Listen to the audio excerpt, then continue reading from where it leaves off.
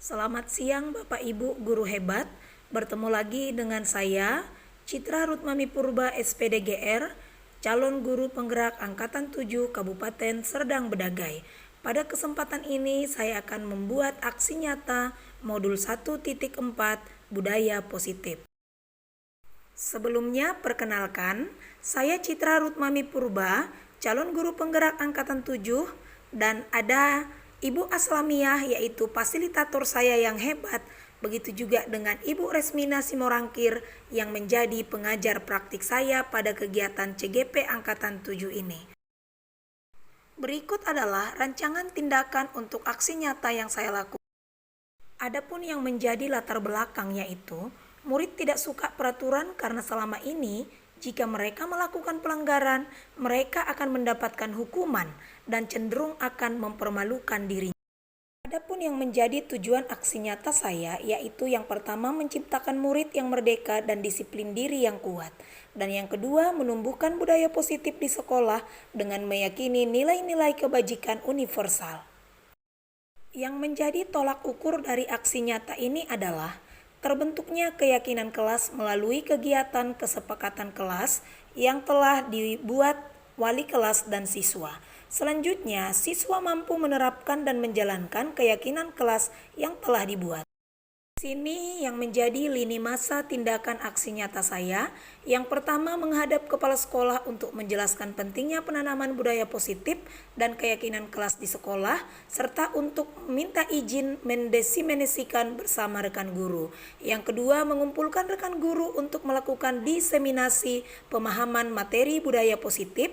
Yang ketiga berkoordinasi dan berkolaborasi dengan wali kelas untuk membuat keyakinan kelas dan memantau, merefleksi, dan mengevaluasi. Berikut ini merupakan kegiatan diseminasi di sekolah mengenai pemahaman dan pengalaman budaya positif. Baiklah, pada aksi nyata ini yaitu budaya positif, di sini saya menyebarkan pemahaman dan pengalaman penerapan budaya positif yang akan saya laksanakan di sekolah. Assalamualaikum warahmatullahi wabarakatuh.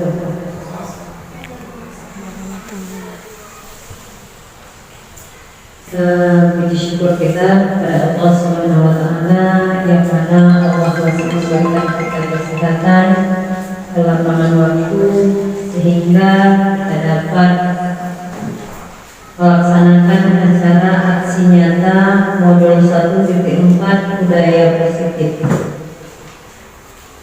Baiklah, sebelum kita masuk acara, pertama kali yang saya hormati Bapak Pengawas Sri Hartono, yang saya hormati Ibu Pengajar Praktik Resmina, dan yang saya hormati Ibu Kepala Sekolah Ibu Hajah Rohani Nasution SPD.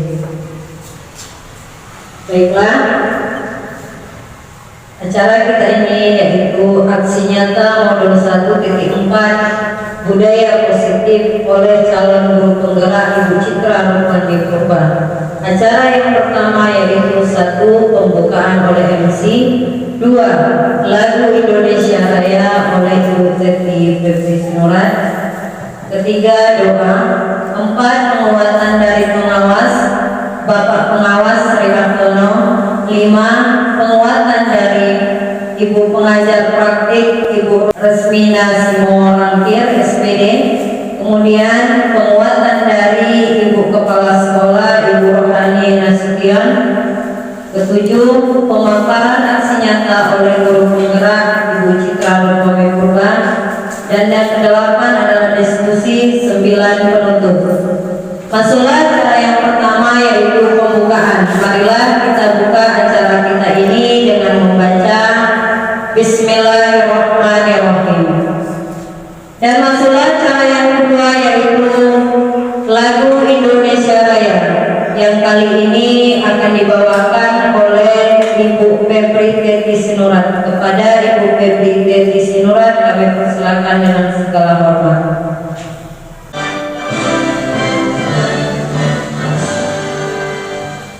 Indonesia tanah airku,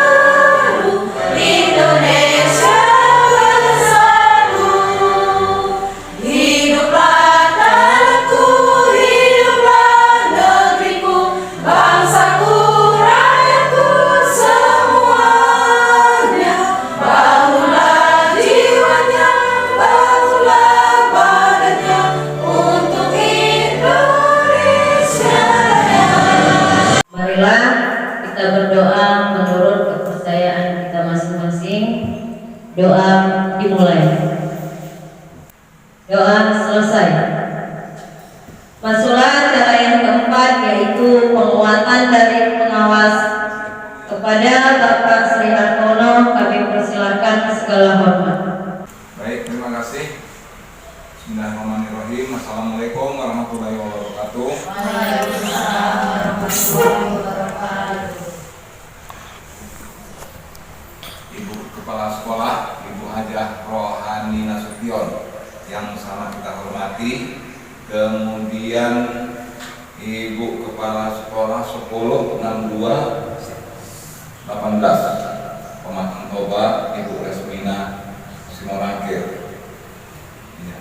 Kemudian Ibu guru penggerak dari Ibu Citra Ruth Sahanat Ruth Mani Purba SPD.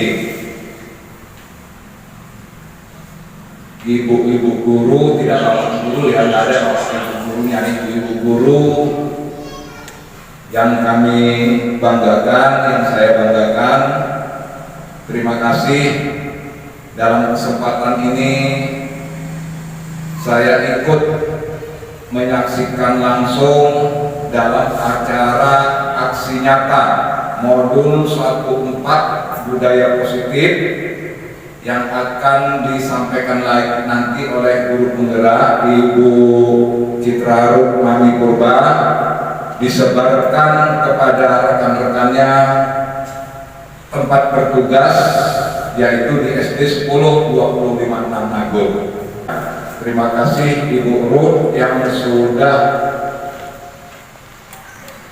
menjadi guru penggerak di Kecamatan Tanjung Beringin, khususnya dari SD 10-25 ini. Dengan Ibu menjadi guru penggerak, kiranya harapan saya sebagai pengawas di Kecamatan Tanjung Beringin ini,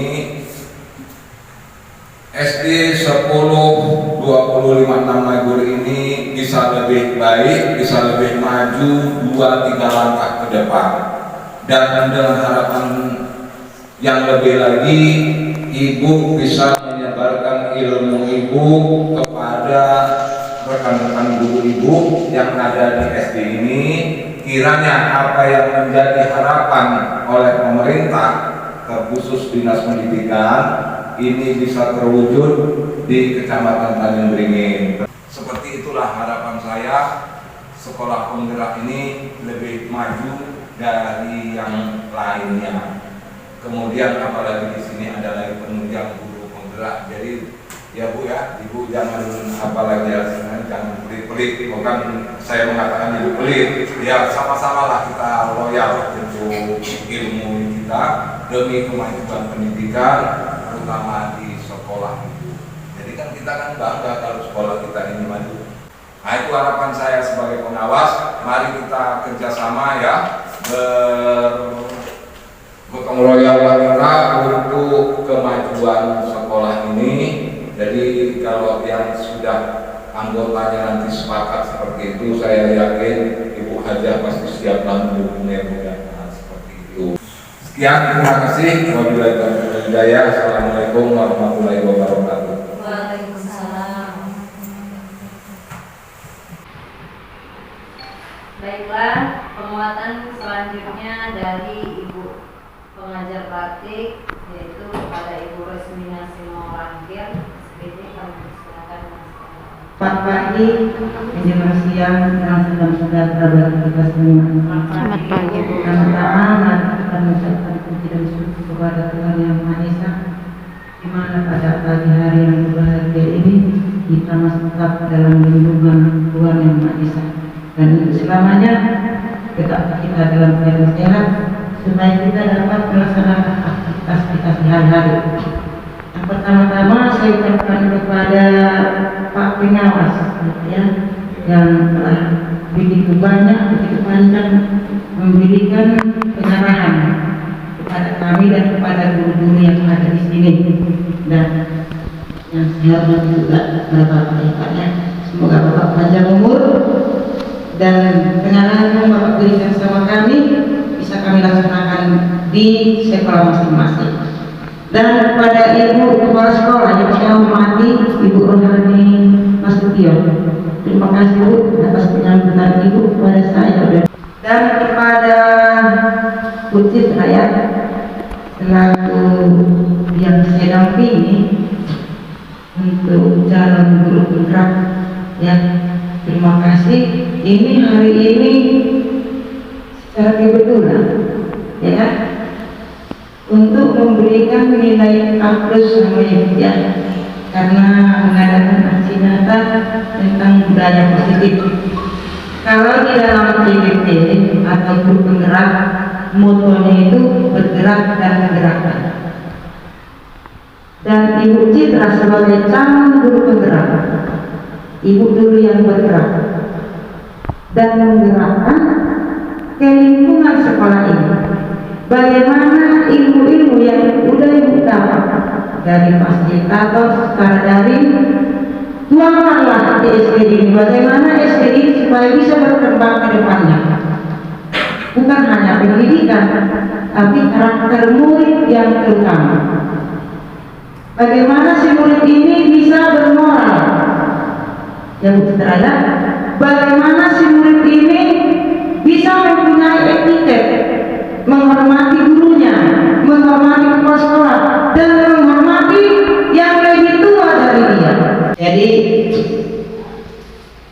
apabila ada kesalahan momongan saya pada hari ini, saya minta maaf kepada ibu-ibu, kepada Pak Pengawas yang memang secara kebetulan kita di sini Pak bertemu di acara pendampingan saya kepada CGP saya, dan CGP saya juga membuat suatu kegiatan mengenai aksi nyata modul 14 budaya positif.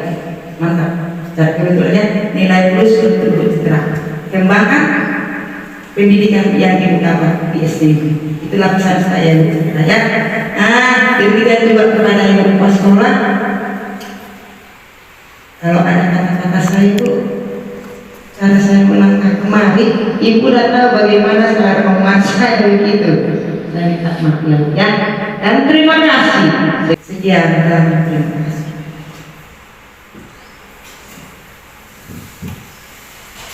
Terima kasih kepada Ibu Pengajar Praktik, dan masuklah penguatan yang terakhir, yaitu dari Ibu Kepala Sekolah kepada Ibu Pengajar Praktik.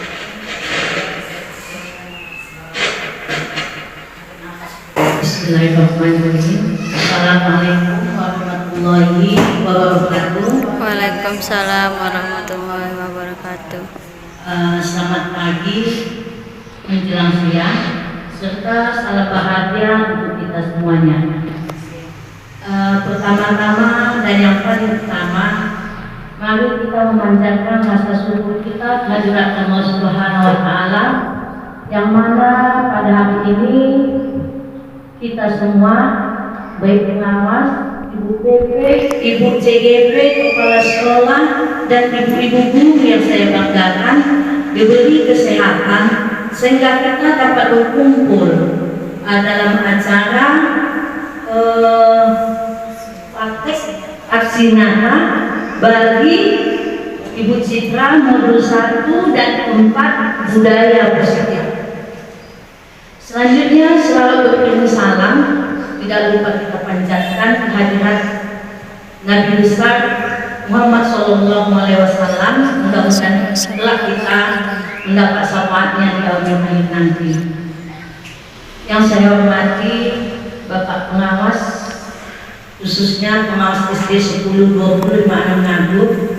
Yang saya hormati Ibu yang telah mendapat SK sebagai Ibu PP pada hari ini dan merangkap sebagai Kepala Sekolah SD 10 62 18 Pematang Toba.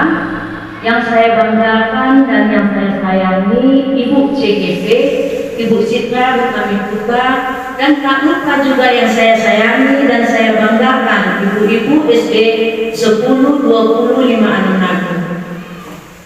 Terima kasih kepada Ibu Citra Rutmami Purba yang sudah menang mendaftar sebagai CGP calon guru penggerak sehingga melalui CGP ini bisa membawa ke sekolah kita ini Bapak Pengawas bisa hadir, Ibu CGP bisa hadir, Ibu PP bisa hadir dalam hal memberikan bimbingan-bimbingan kepada ibu-ibu guru sekalian. Kemudian harapan saya kepada Ibu Citra selaku guru CGP,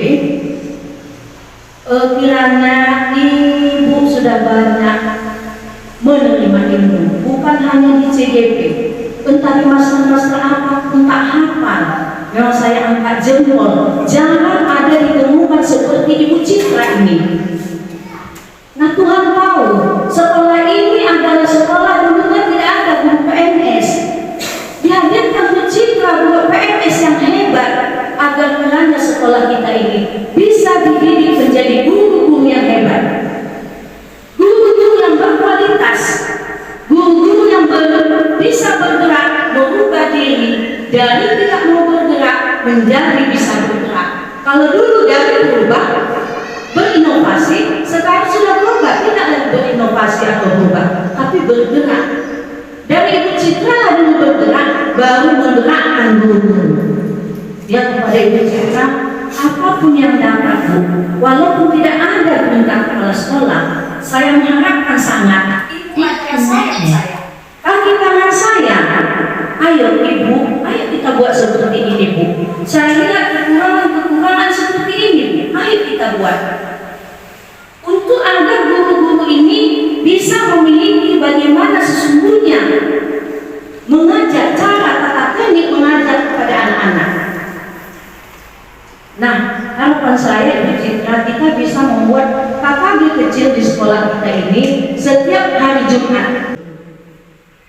Jadi kiranya ini yang bisa sampaikan, mudah-mudahan apa yang disampaikan oleh Bapak Pengawas, apa yang disampaikan oleh Ibu PP ini bisa dilaksanakan nanti di kelas masing-masing. Mari kita bergerak untuk menuju yang lebih baik. Kiranya kata-kata saya ini bisa lengket di hati ibu-ibu, bisa tersimpan di hati ibu-ibu. Ini semuanya datangnya dari Yang Maha Kuasa, dari Allah. Kepada Allah saya mohon ampun, dan jika yang tidak berkenan di hati ibu-ibu ini di luar kesadaran saya mohon maaf kepada Bapak Pengawas, Ibu PP, Ibu CGP, dan ibu-ibu guru yang hadir pada saat ini. Saya sudahi dengan wabillahi taufiq wal hidayah. Assalamualaikum warahmatullahi wabarakatuh. Waalaikumsalam warahmatullahi wabarakatuh. Masuklah acara selanjutnya, yaitu pemaparan aksi nyata oleh guru penggerak kepada Ibu Citra Ruthmami Purba. Kami persilakan dengan segala hormat. Ibu Resmina Simorangfir, dan juga terima kasih banyak kepada Ibu Kepala Sekolah Ibu Hajah Rohani Nasution, dan juga saya mengucapkan terima kasih yang banyak untuk kolaborasi dari rekan saya guru-guru SD 10-25 Nagur. Tanpa memperpanjang lagi, izinkan saya untuk memaparkan aksi nyata apa yang sudah saya laksanakan di program calon guru penggerak angkatan 7. Baik Bapak Ibu, izin ya Pak Bu menyampaikannya. Sini ada saya tampilkan slide saya, yaitu tentang aksi nyata yang saya lakukan, yaitu di modul 1.4 budaya positif. Di slide yang kedua, izin saya perkenalkan, mungkin ibu-ibu, bapak pengawas, ibu pengajar praktik, dan juga ibu kepala sekolah tidak bertanya-tanya lagi ini siapa, hanya ada satu mungkin yang tidak kita kenal. Yang foto sebelah kiri itu adalah saya sendiri, foto sebelah di tengah itu sebelah kiri saya ini Ibu Aslamiyah, di mana ibu ini adalah fasilitator saya di calon guru penggerak angkatan 7. Dan yang paling kiri lagi yaitu ibu pengajar praktik saya yang tidak kalah cantiknya, yaitu Ibu Resmina Simorangfir. Nah, baik, di sini saya akan menunjukkan rancangan tindakan untuk aksi nyata yang saya laksanakan selama 1 bulan, atau memang karena ada kegiatan calon guru penggerak, inilah yang sudah saya lakukan sepanjang berjalannya program calon guru penggerak angkatan 7. Baik dan Ibu yang saya hormati, mari kita lihat mengapa saya membuat kegiatan ini. Yang pertama adalah dengan latar belakang. Murid tidak suka peraturan karena selama ini jika mereka melakukan pelanggaran, mereka akan mendapatkan hukuman dan cenderung akan mempermalukan dirinya. Baik, ibu-ibu yang saya hormati, khususnya rekan guru, apakah kita menemukan seperti latar belakang yang saya tampilkan di depan?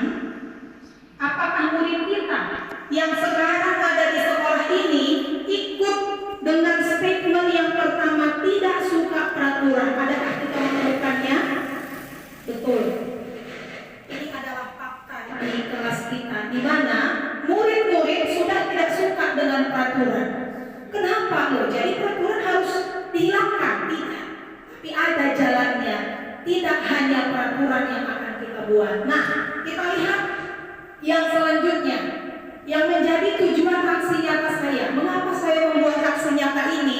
Tujuannya adalah menciptakan murid yang merdeka dan disiplin diri yang kuat. Kita bisa pegang satu kunci dari yang pertama, yaitu merdeka ya. Kita garis bawah nanti kata merdeka seperti kurikulum kita. Kita juga mau menciptakan murid yang merdeka. Tolak ukur. Di sini saya membuat tolak ukur dari aksi nyata saya.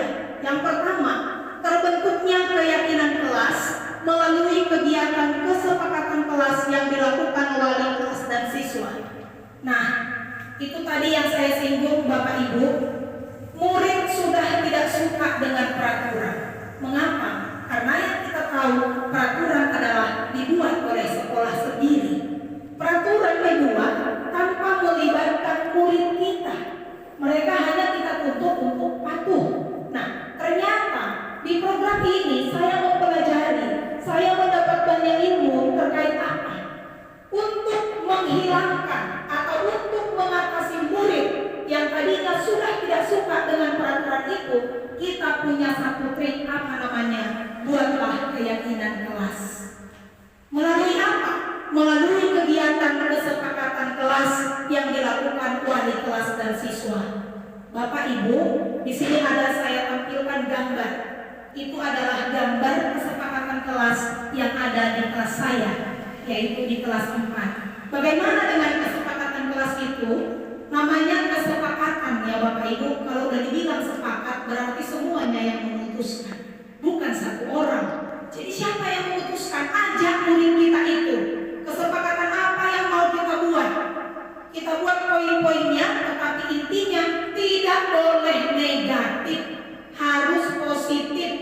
Nanti mungkin Bapak Ibu bisa lihat kesepakatan yang saya buat di kelas. Di situ kalimatnya, kalau selama ini kita mengingat peraturan, ada kata dilarang, ya kan Pak?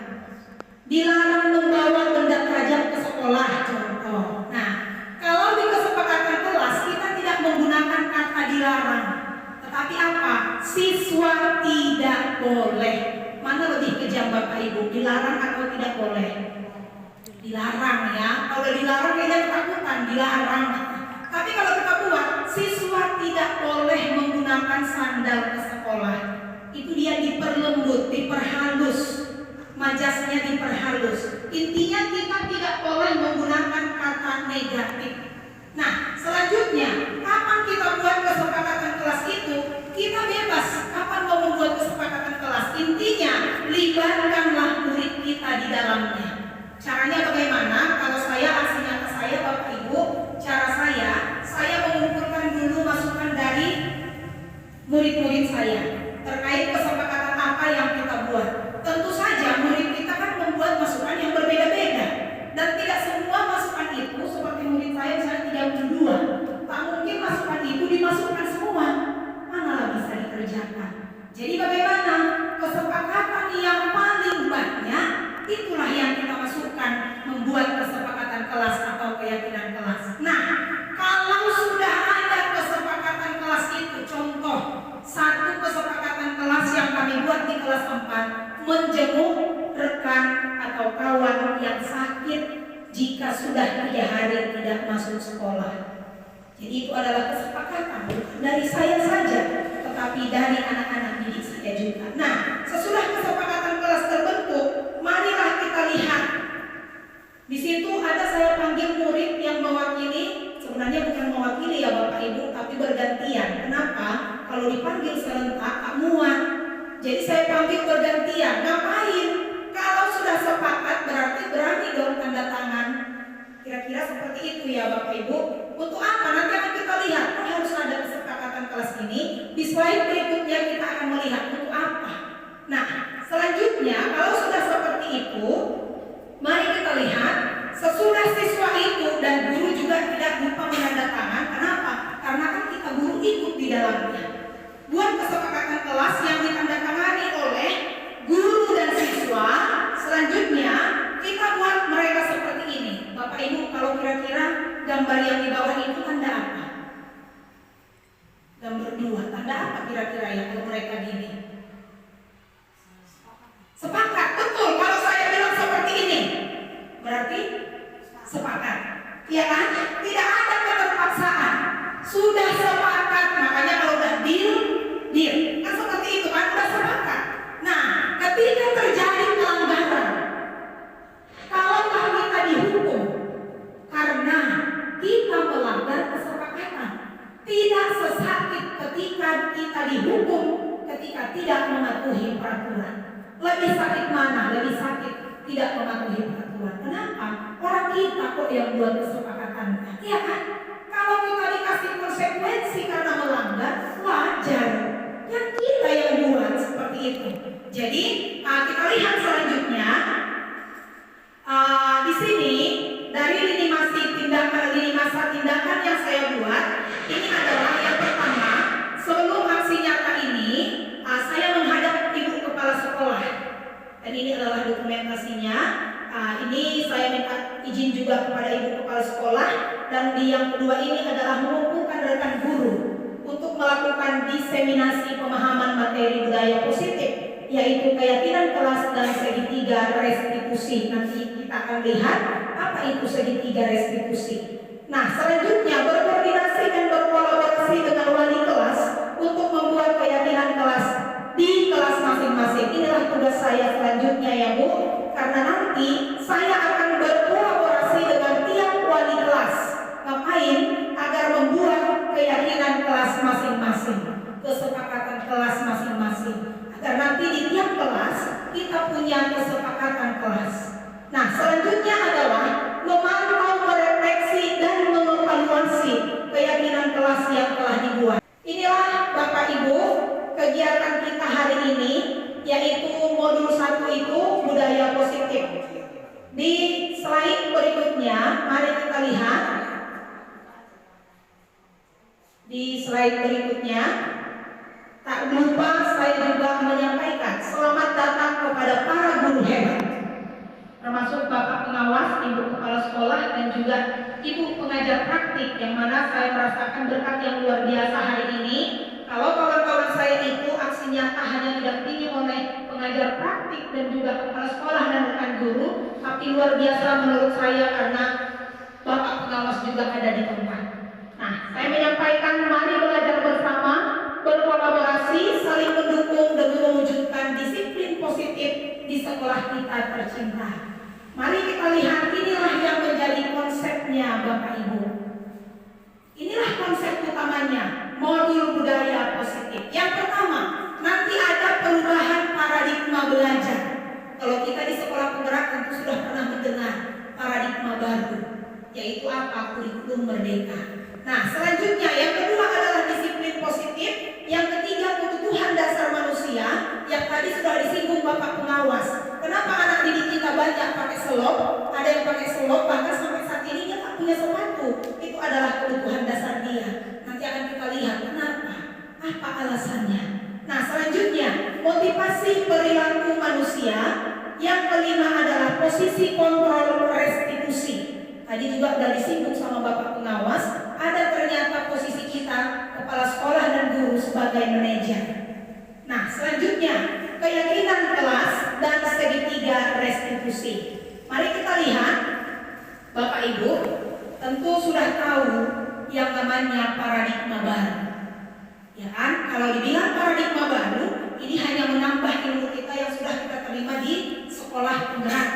Kalau dibilang paradigma baru, yaitu dirancang berdasarkan prinsip pembelajaran yang terdiferensiasi, sehingga setiap siswa belajar sesuai dengan kebutuhan dari tahap perkembangannya untuk mewujudkan profil pelajar Pancasila. Tidak bisa kita pungkiri Bapak Ibu bahwa murid kita itu adalah berdiferensiasi. Different artinya berbeda. Kalau tidak berbeda berarti bukan unik.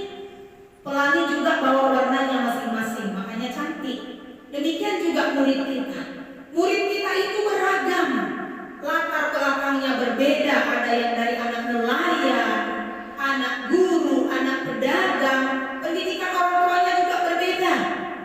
Jadi kita tidak boleh menyamaratakan harus seperti ini. Tidak, kita lihat dulu diferensiasinya itu di mana. Jangan kita bilang harus. Kalau ada kata harus berarti itu adalah penjajahan zaman kolonial. Itu kalau kata harus. Jadi tak ada lagi kata harus di sekolah penggerak dan juga di paradigma baru. Kita hanya menuntun mereka untuk mewujudkan profil pelajar Pancasila. Seperti yang kita lihat, ada berapa dimensi, ibu-ibu? 6. Dari 6 dimensi, kira-kira ibu yang sangat tertarik apalah dari 6 dimensi profil pelajar Pancasila ini? Bertakwa kepada Tuhan Yang Maha Esa dan berakhlak mulia. Itu adalah dimensi yang pertama. Nah, inilah yang akan kita wujudkan. Inilah yang akan kita ajarkan kepada murid kita. Lewat apa? Lewat pembelajaran di kelas dan di luar ruangan. Nah, yang kedua ada apa? Berkebinekaan global. Ini tadi terdiferensiasi, unik semua, bawa beragamnya masing-masing. Jadi tugas kita apa? Murid itu adalah benih yang diantar orang tuanya kepada kita. Ada benih jagung, ada benih padi, ada benih sesawi. Nah, kita sebagai guru ngapain? Jangan ubah benih itu menjadi benih yang kita suka. Tak bisa. Kalau dari sononya sudah benih jagung, kita apain dia? Pekerjaan kita mengapain?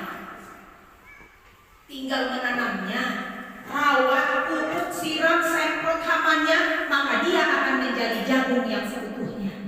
Jangan berpikir gini, aku mau jadikan jagung ini menjadi padi. Sampai dunia ini terbalik pun tak akan bisa. Namanya dia benihnya benih jagung. Kalau dia benih padi, rawatlah dia selayaknya padi. Tentu Bapak Ibu, padi dan jagung memiliki kebutuhan yang berbeda. Setuju Ibu? Setuju.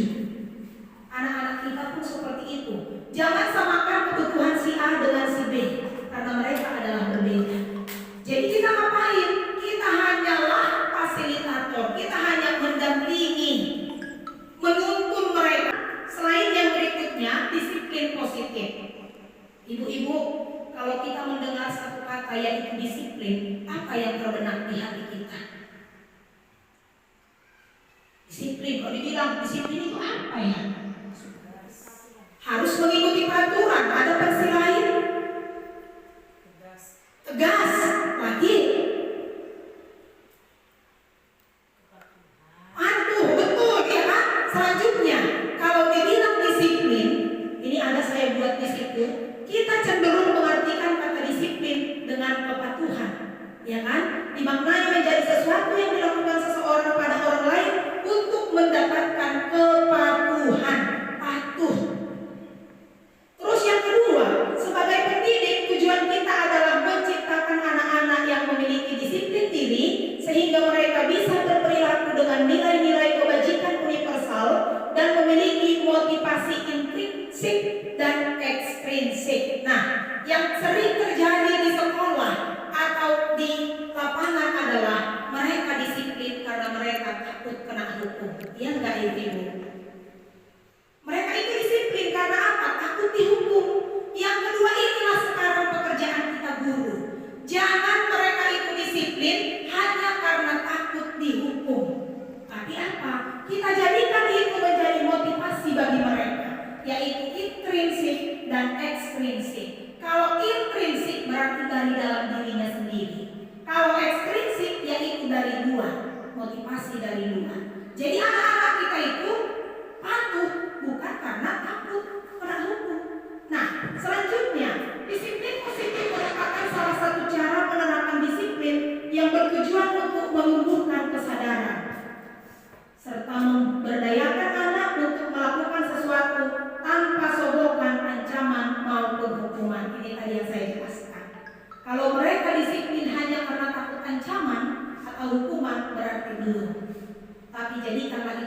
motivasi bagi anak didik kita. Nah, kita lihat selanjutnya. Nah, ini dia ya Ibu, ini adalah PR kita juga. Ternyata murid kita itu punya kebutuhan dasar. Ini tadi yang makanya sering kita temukan, temuan anak tidak pakai sepatu lah, anak sering sakit, PR-nya tak siap. Mengapa? Karena ini kebutuhan dasar mereka ada 5 kebutuhan. Bertahan hidup, ini adalah salah satunya faktor ekonomi. Kalau dia memang seperti dibilang Pak Pengawas di bawah ekonomi menengah atau di bawah bisa dibilang kategori miskin, tentu saja dia memiliki persoalan yang berbeda dengan kawannya. Kalau orang punya buku, punya pulpen, mungkin dia datang ke sekolah tidak membawa pulpen, atau bukunya itu aja. Nah, yang kedua, kasih sayang dan rasa diterima. Ini lagi lebih parah, karena seperti Ibu pengajar praktik bilang tadi, kita ini kan di sekitar masyarakat yang bisa dibilang gak rusak pun, tapi kita udah tahu lah, kan seperti itu. Nah, mungkin mereka di rumahnya tidak dianggap ada, tidak diterima, jauhlah dibilang dari kasih sayang dan perhatian orang tua. Itulah mungkin yang menyebabkan mereka itu bertingkah semaunya, suka melawan, keras kepala. Kenapa? Di poin kedua, kebutuhannya tidak terpenuhi. Dia tidak dihargai di rumahnya. Jadi kita sebagai guru hargailah mereka di sini, biar itu tercukupi kebutuhannya. Selanjutnya adalah penguasaan. Ada nggak murid kita yang suka menguasai? Ada. Mau dia aja yang didengarkan, mau dia aja yang ke depan, maunya dia aja yang berbicara, ya kan? Itu adalah kebutuhan penguasaan. Ini juga yang harus kita lihat nanti sama-sama, di mana letaknya. Nah, kebebasan, biarkan mereka bebas menentukan mau jadi apa, cita-citanya apa. Jadi kita ngapain? Menuntun saja. Nah, selanjutnya adalah kesenangan. Jangankan murid, kita guru aja butuh kesenangan.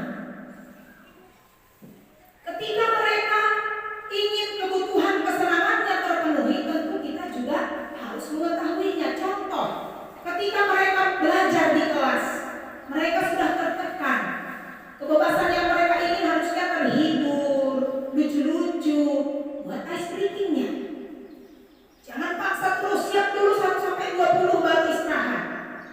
Itu kan menekan namanya, menjajah kita sebagai guru. Nah, kita lihat di slide berikutnya.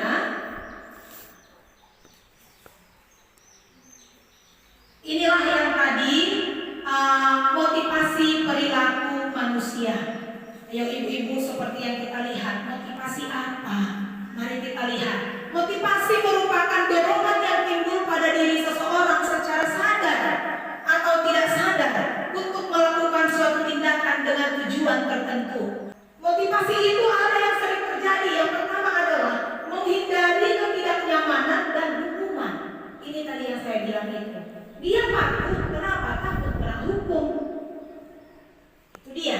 Jadi bisa kita lihat di bawah, murid melakukan disiplin diri karena ia takut dihukum. Ini merupakan motivasi ekstrinsik. Yang kedua adalah mendapatkan imbalan atau penghargaan dari orang lain. Ada rupanya murid atau orang melakukan disiplin karena ia ingin mendapat imbalan. Ini merupakan motivasi ekstrinsik. Dan yang ketiga adalah menghargai nilai-nilai kebajikan diri sendiri. Murid ini melakukan disiplin karena sadar akan nilai kebajikan dirinya. Dan inilah yang sangat kita perlukan, kesadaran dia. Nah, ini kan sering kita temukan kan ibu-ibu,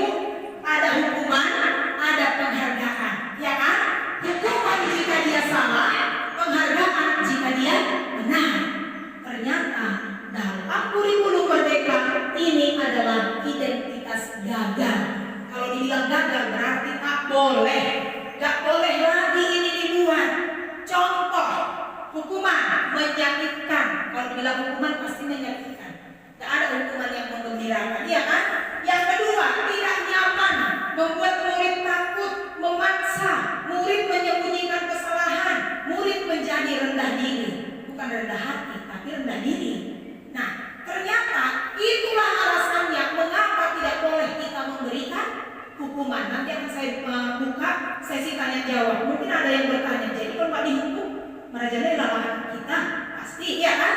Nah, apa solusinya? Nah, selanjutnya ini adalah hukuman. Yang ke sebelah kanan adalah penghargaan. Bu, salah rupanya memberikan penghargaan kepada murid. Kalau kata hati tidak salah, ya kan Bu? Tapi kata kurikulum mereka salah. Loh, kok salah? Ya, mari kita lihat. Yang pertama, dengan penghargaan yang kita beri tidak efektif. Yang kedua, merusak hubungan sifat iri. Kalau kita kasih sama anak ini hadiah atau penghargaan, tentu kawannya pun menjadi iri. Kalau iri positif nggak apa-apa ya Bu, ini irinya berlebihan pula, jadinya berantem, berkumpul di kelas itu. Nah, selanjutnya mematikan kreativitas. Kreatifnya jadi mati. Selanjutnya menghukum dengan sistem ranking. Itulah sebabnya ibu-ibu di kurikulum Merdeka, rapor kita yang menggunakan kurikulum Merdeka tidak ada ranking. Itulah sebabnya. Jadi kalau selama ini kan ada ranking 1, ranking 2, ranking 3, tapi di rapor itu aplikasi kurikulum Merdeka sudah tidak ada ranking. Itulah dia. Selanjutnya merampas hak menghargai dirinya. Dia tidak menghargai dirinya. Karena apa? Dia hanya mau imbalan, penghargaan. Dia mau menjawab pertanyaan kita karena penghargaan, bukan karena dia memang kemauannya. Nah, selanjutnya mari kita lihat. Ini adalah identitas sukses. Nanti kita buka sesi pertanyaannya. Ini singkat aja kok, ibu-ibu. Kalau tadi identitas gagal, ada hukuman dan penghargaan, ya kan ibu-ibu? Ternyata mengatasinya adalah identitas sukses. Apa itu? Hukuman kita ganti menjadi apa ibu-ibu? Jangan kasih lagi murid itu hukuman, tapi apa? Berikan mereka konsekuensi. Selanjutnya, kalau tadi di hukuman itu ibu-ibu kan tersakiti dia kan? Tidak nyaman. Tapi kalau konsekuensi, dia adalah ada penguatan jangka pendeknya. Dan ini perlu dimonitoring berkelanjutan. Ada stimulus dan ada responnya. Selanjutnya, murid menghormati peraturan dan yang terakhir adalah kehilangan waktu untuk merenungi kesalahan. Konsekuensi ini kapan diberikan? Ketika dia melanggar kesepakatan yang telah dibuatnya sendiri dengan kita yang kita sepakati bersama. Bukan hukuman namanya ya ibu, tapi konsekuensi. Nah, selanjutnya ini adalah restitusi. Kalau dulu kan identitas gagalnya penghargaan. Kalau di identitas suksesnya bukan penghargaan, tapi apa? Restitusi. Ini restitusi. Murid bertanggung jawab untuk perilakunya. Fokus pada pemecahan masalah jangka panjang. Murid menghormati dirinya dan orang lain. Lalu dia memiliki teori kontrol. Dia memiliki teori kontrol, dirinya memegang kontrol, dan murid bersemangat memperbaiki kesalahan. Nanti ada saya buat video dari aksi nyata saya bagaimana kita menerapkan restitusi. Nah, selanjutnya pendekatan restitusi. Nanti mungkin ada ibu-ibu, apa restitusi? Ini dia ya ibu-ibu, sebuah cara menanamkan disiplin positif pada murid. Restitusi adalah proses menciptakan kondisi bagi murid untuk memperbaiki kesalahan mereka. Itu dia, sehingga mereka bisa kembali pada kelompok mereka dengan karakter yang lebih kuat.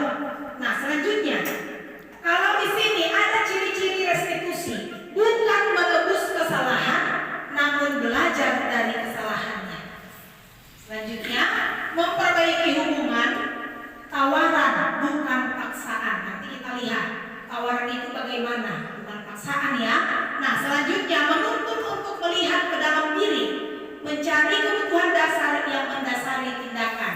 Ingat ibu-ibu, kenapa dia malas ke sekolah? Karena mungkin ada kebutuhannya yang tidak terpenuhi. Kebutuhan dasar yang tadi saya bilang itu. Bertahan hidupkah? Kebebasankah? Apakah dia yang mau itu adalah penguasaan? Nanti akan kita lihat. Nah, selanjutnya adalah fokus pada karakter bukan tindakan, dan menguatkan dan fokus pada solusi. Nah, ibu-ibu, kalau kita lihat ciri-ciri restitusi, kita lihat ciri-ciri restitusinya, ini adalah fokus pada solusi. restitusi. Selanjutnya kita lihat slide berikutnya. Contoh kasus. Nih, ini yang enak. Nanti kita akan bawa kasus kita masing-masing. Kita lihat. Hukuman. Guru menghukum siswa tersebut hormat bendera selama 10 menit. Ini adalah hukuman. Ingat ibu-ibu, kurikulum merdeka tidak membenarkan adanya hukuman. Tak ada lagi hukuman. Namanya adalah konsekuensi. Tidak ada hukuman. Kalau kita bilang guru marah dan murid menjadi takut, itu karena ada hukuman. Kalau anak kita terlambat ke sekolah, yang mana? Apakah kita memberikan hukuman? Benar nggak kalau kita memberikan hukuman, ibu-ibu? Tidak. Jangan berikan mereka hukuman seperti apa? Menghormat bendera. Apa rupanya untuk kita kalau dia menghormat bendera 10 menit? Sampai pingsan pun dia di sana, nggak ada positifnya sama dia. Besok diulanginya itu. Nggak ada efek jerahnya sama dia. Nah, yang kedua, konsekuensi. Kalau konsekuensi bisa diberikan, kenapa? Konsekuensi pun ibu-ibu itu adalah hasil kesepakatan kita tadi ketika membuat kesepakatan kelas. Kita bertanya kepada anak kita, nah kalau nanti ada yang melanggar kesepakatan, apa konsekuensinya? Kan dari mereka juga. Nah, selanjutnya adalah restitusi. Guru menanyakan keyakinan kelas dirinya dan membantu siswa menyelesaikan masalahnya. Terus, guru terbuka dan siswa menghormati dirinya dan orang lain. Untuk menjadikan murid yang menghormati kita, menghormati orang lain, berikanlah mereka restitusi. Restitusi tadi adalah apa? Menanyakan keyakinan kelasnya dulu, menanyakan keyakinan dirinya, membantu siswa menyelesaikan masalahnya. Jadi dengan restitusi, mereka sudah semakin terbuka dekat dengan kita. Nah, kita lihat slide berikutnya. Ini yang disinggung oleh Bapak pengawas tadi. 5 posisi kontrol. 5 posisi kontrol restitusi. Ibu-ibu, mari kita lihat. Kita guru dulu posisi kontrolnya adalah penghukum. Makanya kalau dulu tidak tahu blok bas yang panjang itu ya kan Pak, sini 7 salahnya 7 kali, tak. Terlambat dia lari 7 kali keliling, itu adalah penghukum. Yang kedua, pembuat rasa bersalah. Inilah yang sering pernyataan kita itu membuat siswa kita merasa bersalah. Kau itu ya, itu adalah pembuat rasa bersalah. Kau lagi, udah ibu gini kan, itu adalah pembuat rasa bersalah. Yang ketiga, teman. Apakah kita ada yang menjadi teman dengan murid? Ini bagus loh. Kita sebagai teman bagi mereka. Kalau dia menganggap kita teman, apapun masalahnya, curhat dia sama kita. Oh Bu, PR ku tak siap karena apa? Begini Bu. Dia. Gak ada buku-buku Bu. Mama aku tak di rumah Bu. Itu karena dia menganggap kita teman. Selanjutnya adalah pemantau. Kita juga berlaku sebagai pemantau. Yang paling mantap adalah kita sebagai manajer. Kalau tidak bisa sebagai manajer, minimal jadi pemantau. Kalau tidak bisa sebagai pemantau, minimal menjadi teman. Jangan yang dua ini, penghukum, pembuat merasa bersalah. Kau ya, gara-gara kau lah ibu ditegur kepala sekolah. Yang mana posisi kontrol kita? Ibu-ibu di situ. Kalau kita bilang ke murid, pembuat rasa bersalah. Dan lihat nanti bagaimana. Nah, kita lihat contoh penerapan 5 posisi kontrol. Kasus siswa tidak memakai atribut lengkap saat upacara bendera. Ini juga adalah temuan di sekolah kita. Bagaimana kalau murid kita upacara tidak ada topi atau dasinya? Ini adalah contohnya, iya kan? Ketika kita berperan sebagai penghukum, maka kita akan mengatakan patuhi aturan sekolah, lalu berdiri di depan barisan. Seringkah ini kita buat ibu-ibu? Sering? Ketika ada orang yang ribut di barisan, apa yang kita lakukan? Tarik dia, bariskan di depan. Berarti kita adalah posisi kontrolnya sebagai penghukum. Ini dia keyakinan kelas ibu-ibu seperti yang saya buat tadi. Mengapa keyakinan kelas? Mengapa tidak peraturan kelas saja? Kalau peraturan kelas, apakah semua kita punya di kelas? Peraturan kelas, ada kan ibu-ibu? Belum. Ada. Keyakinan kelas ada? Belum. Belum dibuat. Nah,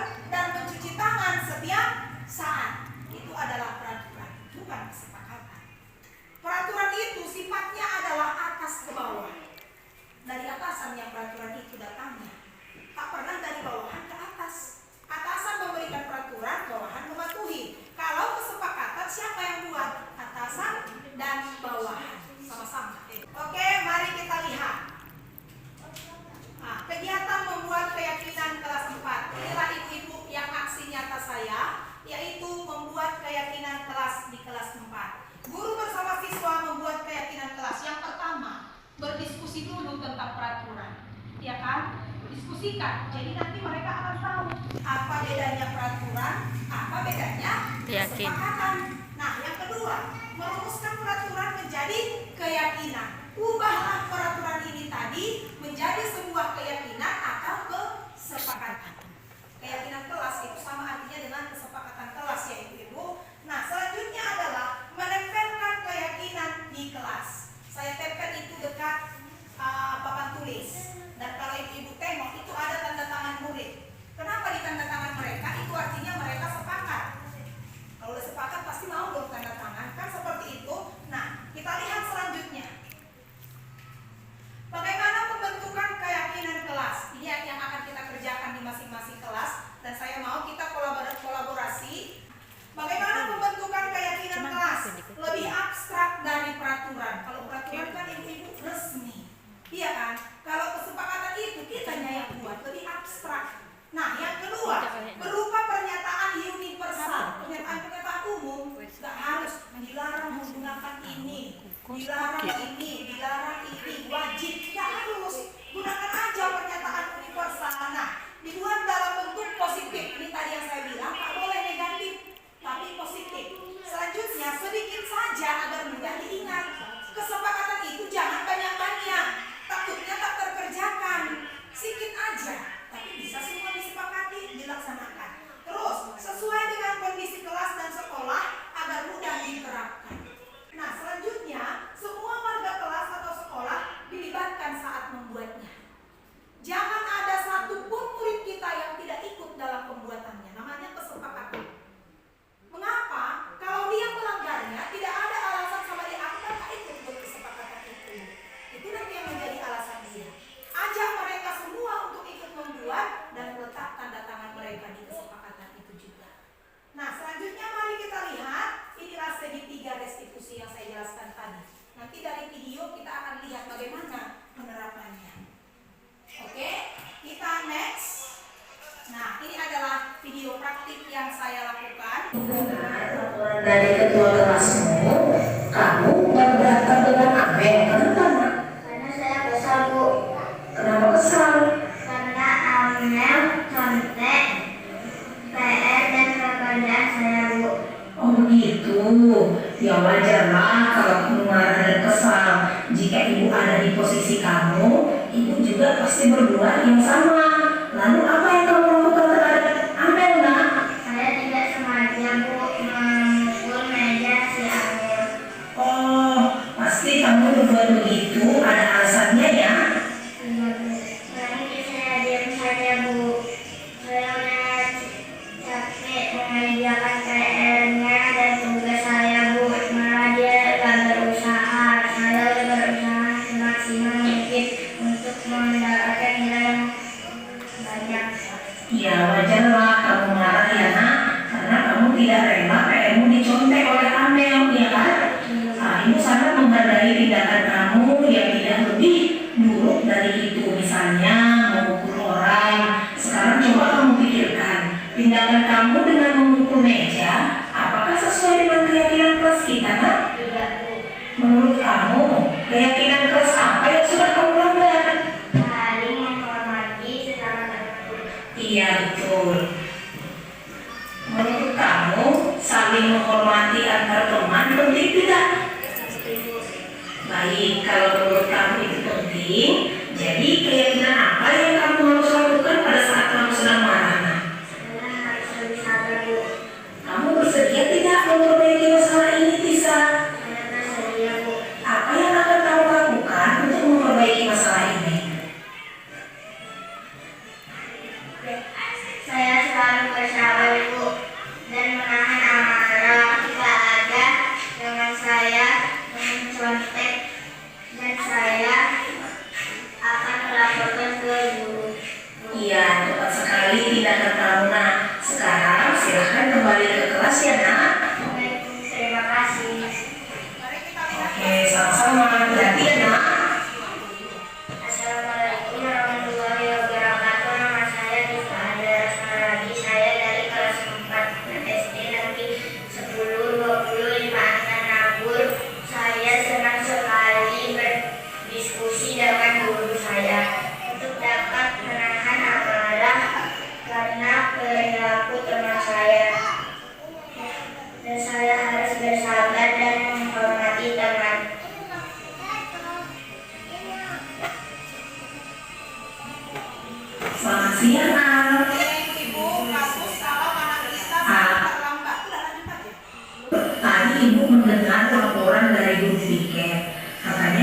sering datang terlambat ya nak?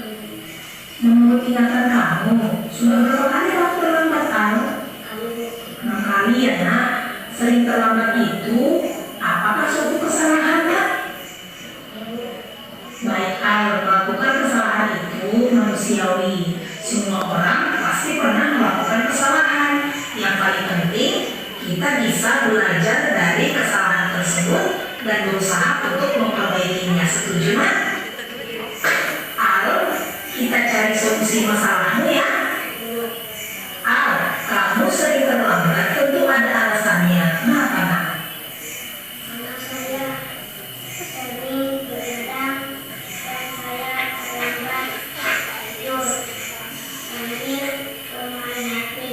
Oh, jadi kamu sudah tahu kesepakatan kelas yang sudah kita sepakati. Kamu terlambat ke sekolah sesuai dengan keyakinan kelas kita tidak? Menurut kamu, keyakinan kelas apa yang sudah kamu langgar? Disiplin Bu. Menurut kamu, disiplin itu penting tidak buat kamu Al? Minggu karena waktu Saya dan saya datang ke sekolah tepat waktu dan saya dapat menghargai waktu. betul, menghargai waktu itu sangat penting ya nak, dan sangat berguna bagi kita. Seperti kita dapat menghargai orang lain yang ada di sekitar kita. Kita dapat juga menghargai pekerjaan kita sehingga tidak menumpuk, dan itu juga melatih rasa kepedulian kita ya nak. Al, kira-kira sekarang kamu menyesal nggak? Mohon maaf sudah sering terlambat sekolah. Iya Al, sikap yang tepat sudah kamu tunjukkan dengan cara meminta maaf. Menurut kamu, apa yang kamu lakukan supaya tidak terlambat lagi ke sekolah? Tidur dan tidak begadang lagi. Baik, Al, kamu sudah menemukan solusinya, dan itu akan membuat kamu tidak terlambat lagi. Ibu akan bekerja sama dengan orang tua kamu agar kamu tidak terlambat lagi datang ke sekolah ya nak. Sekarang silahkan kamu kembali ke kelasmu dan ikuti pelajaran yang lain lagi. Terima kasih. Kembali ke kelas belajar yang baik ya nak.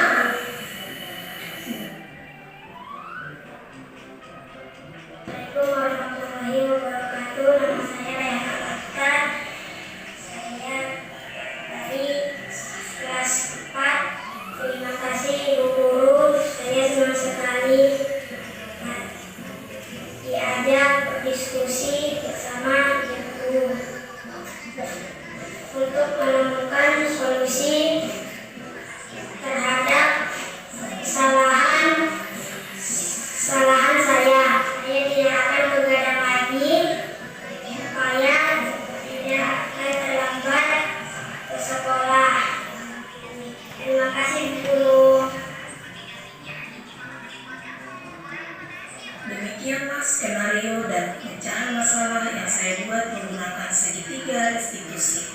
Terima kasih. Baik Ibu-Ibu, itulah video tentang penerapan segitiga restitusi yang saya lakukan ketika saya mengatasi kasus yang ada di kelas saya. Seperti yang Ibu tonton juga tadi di video, yang mana kasus anak saya yang pertama adalah dia itu ketika diganggu oleh kawannya, dia itu emosi sampai memukul meja. Dan mungkin ini ada yang kita temukan di kelas juga. Penyebab dari berantem anak-anak itu mungkin karena diganggu teman. Tapi bagaimana kita mengatasinya? Itu adalah terapkan dengan segitiga restitusi. Apa saja? Yaitu dengan tadi yang saya buat, stabilkan dulu identitasnya. Jangan dengarkan sepihak saja. Tanya korbannya siapa, pelakunya siapa, tanyakan kronologisnya bagaimana. Setelah diketahui kebenarannya, maka carilah dia pendapat atau solusi dari dia, apakah dia melanggar keyakinan kelas atau tidak. Kalau dia sudah paham dia melanggar, kita minta pendapat dia, solusinya. Tawarkan, kira-kira menurut kamu, bagaimana kamu memperbaikinya, jangan dari kita. Jangan kita bilang, ayo minta maaf. Tidak. Dia sendiri, kesadarannya sendiri yang akan menentukan apa yang akan dilaksanakannya. Barulah kita ke penentuan solusi. Begitu juga yang kedua, kasus yang kedua yang saya temukan adalah ketika murid saya itu sering terlambat. Apakah kita pernah melaksanakan seperti itu? Kita panggil dia, ajak diskusi. Apakah kita menutup mata? Dia terlambat, kita tidak mau tahu apa penyebabnya. Jadi ibu-ibu, di sini inilah aksi nyata yang saya lakukan dan hanya gambar yang bisa saya tampilkan untuk penerapan budaya positif. Ada budaya positif yang telah saya laksanakan. Kalaupun di sini itu adalah kami buat secara berkelompok. Nah, ini adalah budaya positif. Budaya bertutur kata yang sopan dan membungkukkan badan atau kepala jika lewat dari hadapan orang yang lebih tua dari kita. Jangan biarkan murid kita lewat dan depan guru gini aja, berlari pula itu. Biasakan dengan budaya positif, sederhana tapi bermakna. Nah, selanjutnya kita lihat lagi, ini adalah penerapan budaya positif yang sudah kami lakukan juga, yaitu budaya menjenguk orang sakit dan menolong orang yang tertimpa bencana.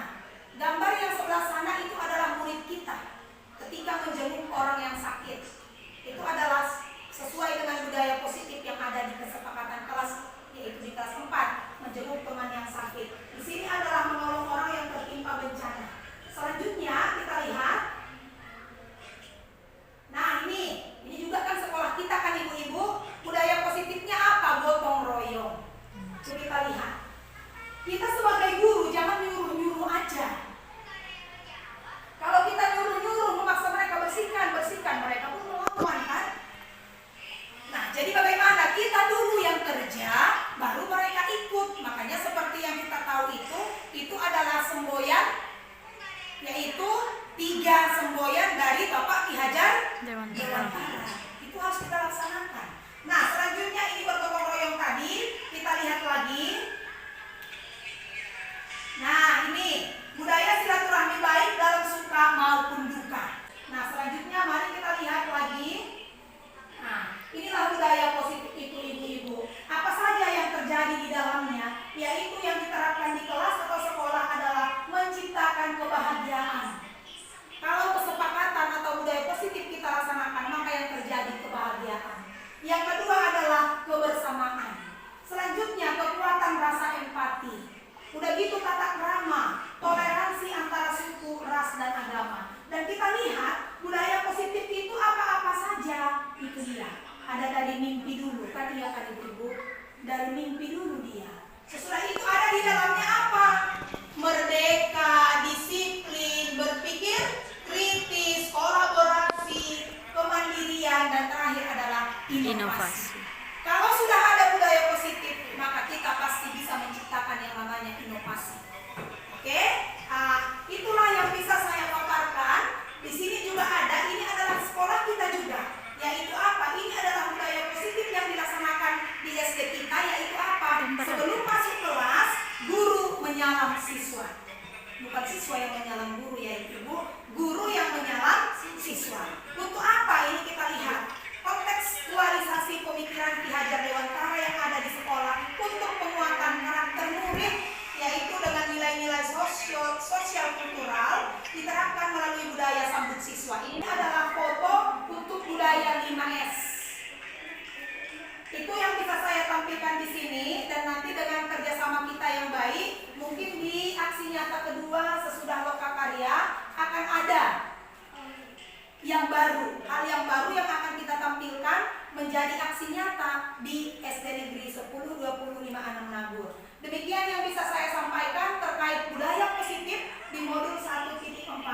Jika ada pertanyaan, saran dan masukan dari ibu-ibu, saya persilakan dengan hormat. Terima kasih.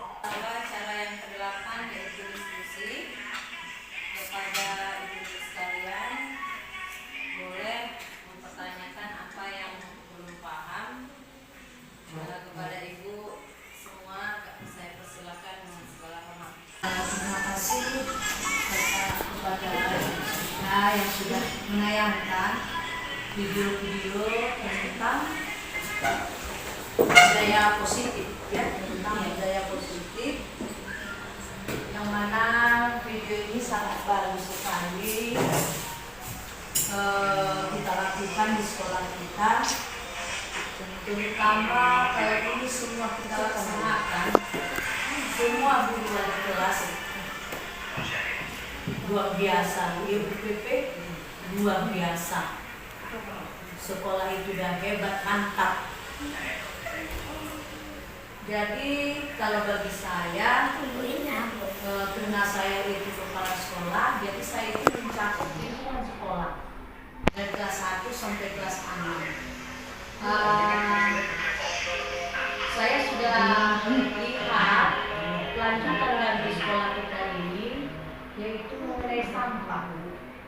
Mengenai sampah, kalau menurut saya ini masih belum tuntas. Kepada diri siswa tersebut, tanggung jawab diri tersebut. Kenapa saya katakan demikian? Tadi memang sudah ada dipaparkan di situ, kita jangka pendek dulu, baru kita lakukan contoh, kita perbuat, sampai sekarang sudah hampir 6 bulan. Tetap setiap guru kita itu mengontrol anak-anak tersebut agar mengurangi sampah. Bahkan di bel sekolah juga sudah diarahkan agar siswa itu kalau jajan masukkan sampah ke tong sampah. Namun hal ini sampai sekarang tidak tuntas. Masih banyak lagi siswa itu sembarangan menyampak sampah, apalagi itu sampah plastik-plastik. Inilah Ibu satu kasus kendala bagaimana kita membuat kedisiplinan kepada siswa tersebut sehingga sampahnya itu dia bisa menempatkan pada tempat sampah, dan kalau bisa memang tempat sampah kita sebiji satu kelas, kalau bisa mana sampah organik dan mana sampah non organik.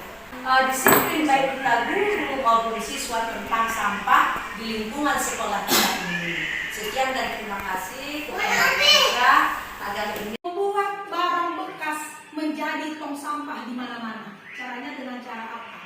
Dia tuh meminta siswa untuk membawa karung bekas. Jadi seperti yang kita tahu kan di SMP itu sama dengan siswa kita, ada pohon-pohonnya. Nah, jadi di setiap pohon itu, ibu itu dipakukan karung itu, atau dibuat talinya, mungkin kita pun bisa ke sana, karena saya lihat juga ada dipakukan di situ dan ditulis di situ organik, non organik. Apakah itu cocok kira-kira kalau kita lihat juga di sekolah kita ini? Bagaimana kawan-kawan? Karena gini, kalau karung kayaknya bukan membutuhkan biaya yang banyak ya Bu. Kalau kita buat tong sampah organik, non organik, butuh biaya juga kita, kan iya.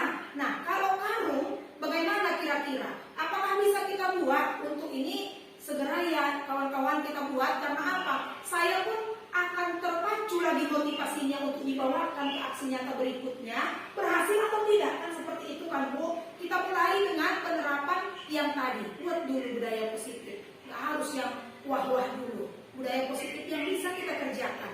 Karena depan kelas saya lihat ada semua pohon, apakah perlu nanti dari saya aja pun karungnya kita tulis di situ organik, non organik. Jadi itu juga cara kita melatih siswa, kan ilmunya juga nambah. Oh iya, ini ternyata jenisnya organik, ini non organik. Kita sepakat, kita bisa dimulai dengan kesepakatan.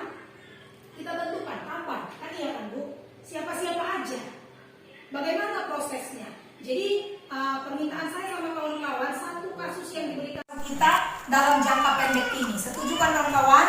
Jadi nanti kalau itu sudah berhasil, akan bisa kita lanjutkan gaya hidup berkelanjutan dengan cara apa? Menanam tumbuhan yang bisa menjadi kebutuhan kita juga, dengan memanfaatkan tadi itu humus yang dari bekas sampah kita itu. Itu Bu, kami sepakat di hadapan Ibu dan Ibu pengajar praktik, kami sepakat dan akan kami mulai sesegera mungkin. Jadi demikian yang bisa saya berikan aksi nyata untuk hari ini Bu, yaitu terkait modul 1.4 budaya positif.